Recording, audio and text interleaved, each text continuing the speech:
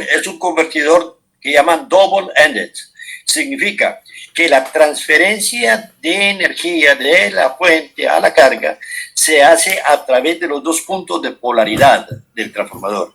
En el convertidor directo se llama single-ended porque la transferencia es únicamente a través de una sola polaridad. Y por eso entonces el transformador trabaja solamente en un cuadrante.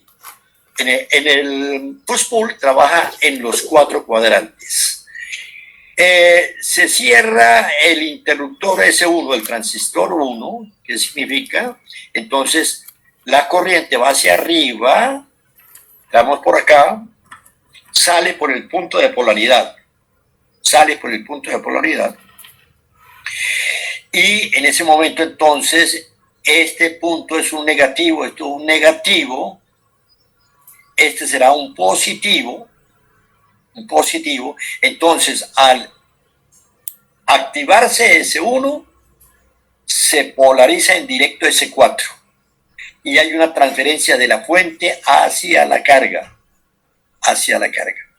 muy bien. Entonces trabajamos después, cerramos el interruptor 2 y ahora entonces la potencia entra por el punto de polaridad. Al entrar por el punto de polaridad, por la activación de S2, se activa S3, porque este positivo se transfiere acá, se polariza en directo el díodo 3, y entonces hay una transferencia para la carga. ¿Ok? Queda como tarea para ustedes en estos convertidores aislados, es una cosa muy importante para poderlo comprender bien, que ustedes estén en capacidad de dibujar las formas de onda en el primario y a la salida del secundario. A la salida del secundario es la entrada para este filtro. O sea, a la salida del secundario tenemos la salida del convertidor. Y a la entrada vamos a tener que las formas de onda van a depender ¿de qué? Van a depender de las relaciones de trabajo de los transistores, ¿sí? Así vemos nosotros, por ejemplo, que estos transistores no pueden tener una relación de trabajo de más de 0,5. Porque cuando es 0,5, tenemos el límite. Después de 0,5, se traslapan S1 y S2 y se hace un corto.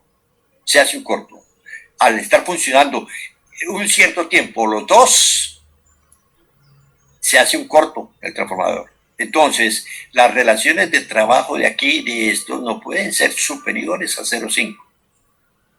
Y la frecuencia de operación, ¿sí? La frecuencia de operación del convertidor, o sea, dicho de otra manera, el periodo de la onda que tenemos aquí es la mitad del periodo de la onda de estas.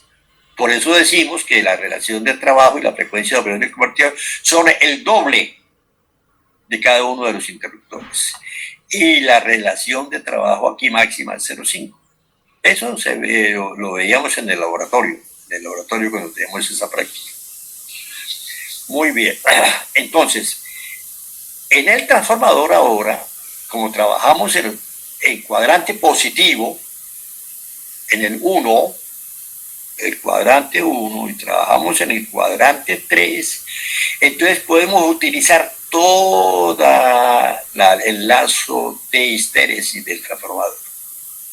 Entonces, el transformador va a estar trabajando en la parte positiva y en la parte negativa, completamente la capacidad del transformador. Es la ventaja. O sea, aquí adicionamos 2 transistores, otro transistor, ¿sí? Pero lo que incrementamos en el costo de los transistores, lo ganamos en la utilización del transformador, porque aquí tenemos una capacidad, estamos utilizando a su capacidad plena el transformador. Estamos aumentando significativamente el valor, ¿no? Lo que pasa es que aquí el dibujo está reflejando que estamos trabajando como un 60% de la densidad de saturación, ¿no? Cuando realmente esto tiene que ir bien hasta arriba, hasta el 90% positivo y el 90% negativo. Muy bien. Entonces, la característica de esto es que la frecuencia de convertidor es el doble de la frecuencia de conmutación de los transistores y que la relación de trabajo de estos transistores no puede sobrepasar a 0,5. Este es el convertidor post-pull. Se utiliza para potencias superiores a las del convertidor directo. ¿Por qué? Tenemos una capacidad completa de utilización del transformador. Después tenemos el convertidor puente, el tipo puente.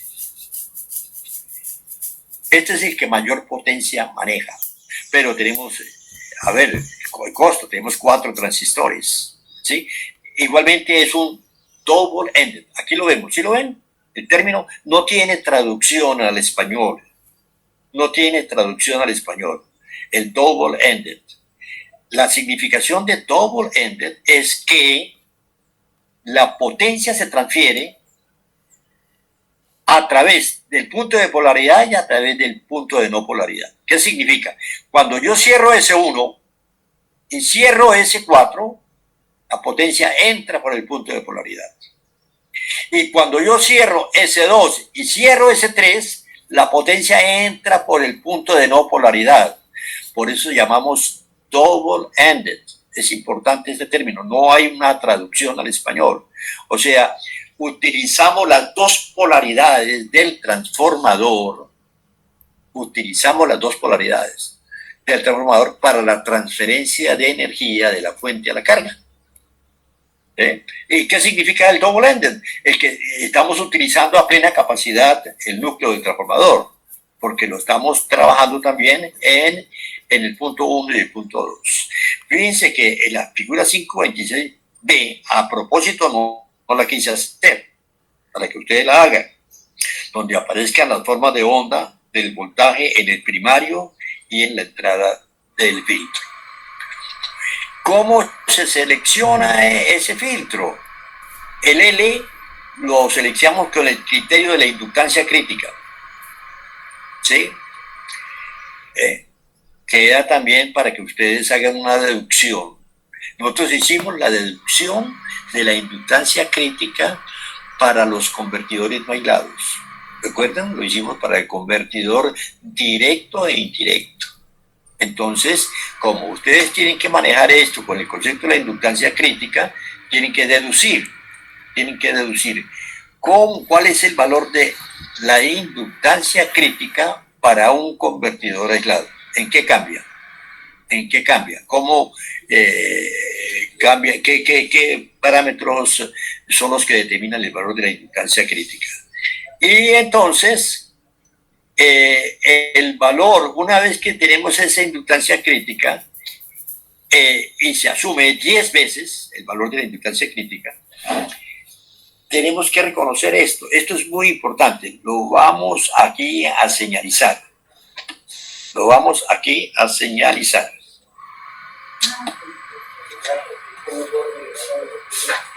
Que cuando la inductancia que es igual a la inductancia crítica, tendríamos que irnos atrás, pero no quiero irme con el computador, el valor de la corriente media es 2 veces el valor de la corriente de rizado. O sea, este es un aspecto muy importante. En el inductor es 2 veces el valor de la corriente media de la carga, es el rizado. O sea, el delta de L, recuerden, la corriente sube y baja. Entonces, lo que sube, el delta de L, es 2 veces el valor de la corriente media. Y lo que baja es 2 veces, porque estamos en el punto de inductancia crítica en el cual la corriente desaparece al terminar el ciclo de conmutación. Entonces, ojo, esta es una información muy importante, pero no puedo subrayarla. No puedo porque pasa algo con el programa que no me deja. Entonces, pero veamos, esta información es muy importante. ¿Ok? Entonces, una vez que yo sé eso,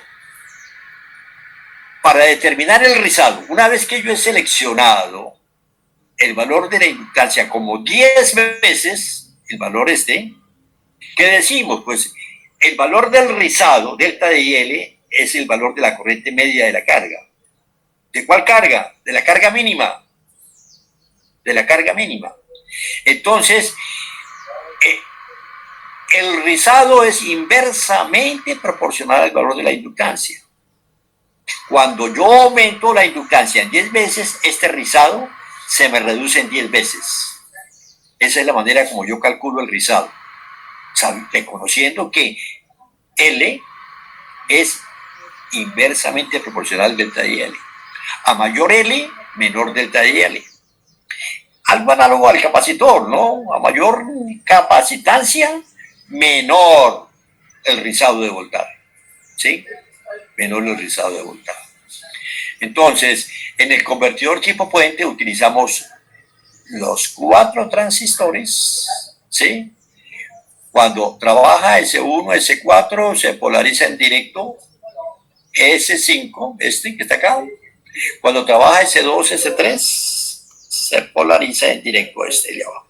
Entonces, sí, si no hay sincronización, si no hay simetría en esto, en la práctica a veces no es posible considerar la simetría, entonces vamos a tener un problema aquí con este inductor, que se nos van a aparecer picos de voltajes. En ese caso, ese problema se resuelve utilizándole un diodo de rueda libre, o sea, colocándole a L un diodo de antiparalelo. Un diodo de antiparalelo. Muy bien.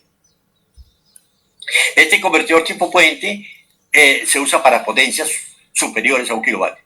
O sea, es la topología que nos provee la mayor capacidad de transferencia de potencia, el tipo puente. Hay uno que es muy utilizado también para potencias ligeramente inferiores y es el tipo semipuente. El tipo semipuente. En el tipo semipuente, fíjense que tenemos ahora en el tipo semipuente. Solo usamos dos transistores. No eliminemos uno.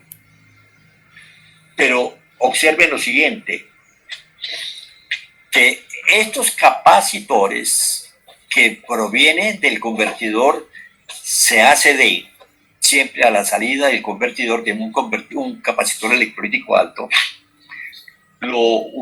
usamos 2 capacitores en serie. Y la característica del convertidor semipuente es que, observen, la función de estos capacitores es servir como fuente al transformador. ¿Sí? Fíjense, S2, el que vemos acá, cuando se cierra S2, fíjense, es el capacitor el que se descarga. Observen, el capacitor se descarga a través del primario. Mientras se descarga este capacitor, se carga este. Cuando se cierra S4, entonces es el capacitor inferior el que se descarga. ¿Sí? En un caso, entra la potencia por el lado de no polaridad y en el otro entra la potencia por el lado de polaridad. Por eso es un double-ended. Estamos trabajando al transformador de una manera óptima. Lo estamos trabajando en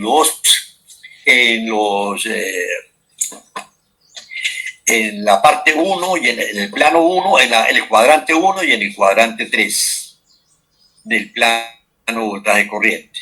¿Sí? Entonces, estos capacitores actúan como fuentes transitorias para el transformador. Lógicamente que el capacitor de donde se carga, pues se carga de la fuente, pero durante el momento se carga para descargarse cuando se cierran los transistores y poder energizar el transformador. Pero fíjense una cosa, ¿no? Que aquí este transformador, ¿por qué se usa para menos potencia? Porque en el anterior, el primario lo teníamos alimentado el voltaje de la fuente. Vamos a ver si nos regresamos y observamos ese detalle. es que está lindo. Fíjense que en el tipo puente, el primario del voltaje está conectado directamente, fíjense, directamente al voltaje de la fuente. ¿Sí? Sierra S1 está aquí, sierra S4 está aquí. Entonces, el primario del transformador se alimenta con el voltaje. En el caso semipuente, no. En el semipuente, observen que el transformador se alimenta con la mitad del voltaje. En cada capacitor tenemos la mitad del voltaje. Entonces, lógicamente, pues este transformador, al reducirse el voltaje, se reduce en la mitad el manejo de la potencia. O sea, el manejo de potencia de este para la misma fuente es la mitad del manejo de la potencia del convertidor tipo puente. ¿Ok? Ahí lo vemos entonces. ¿Sí? Nuevamente queda a ustedes como tarea que determinen esas formas de onda de voltaje. En el primario, acá, ¿qué ocurre aquí? ¿Cuál es la forma de onda? Aquí. ¿Y cuáles son las formas de onda en el secundario? Que son las que se transfieren a la entrada del filtro del convertidor. ¿Sí? Aquí, en este lado, tenemos la salida del convertidor y aquí tenemos en el voltaje en el primario, que depende, está relacionado con la relación de trabajo de los transistores. Muy bien. En este caso, fíjense, hay otra manera alterna de nosotros ya vimos cómo calculamos L, ya sabemos. Asumimos 10 veces L crítico, ¿sí? Y entonces, una vez sabemos que entonces que el rizado, podemos calcular el valor del rizado de corriente. Ahora, la pregunta es, ¿cómo calculamos C? Entonces, aquí tenemos un rizado de corriente. Entonces, es una componente alterna. Es la componente alterna que hay ahí. ¿Qué es lo que queremos nosotros? Que la componente continua se vaya por la carga y que la componente alterna es la que vaya por el capacitor. Entonces, por el capacitor, ¿qué es lo que va a circular? El delta de I medio. Porque el pico-pico, el valor pico-pico de la componente alterna es el delta de IL. Entonces, la mitad, o sea, va una onda alterna. Entonces, el valor máximo de la onda alterna, el delta de IL medios, va a circular por acá. Pero este capacitor tiene como modelo una capacitancia ideal con una ESR. Entonces, ¿qué significa? Que la caída de voltaje que ocurre aquí va a ser el delta de I medios por el ESR. Lo tenemos acá. Lo tenemos acá. Entonces,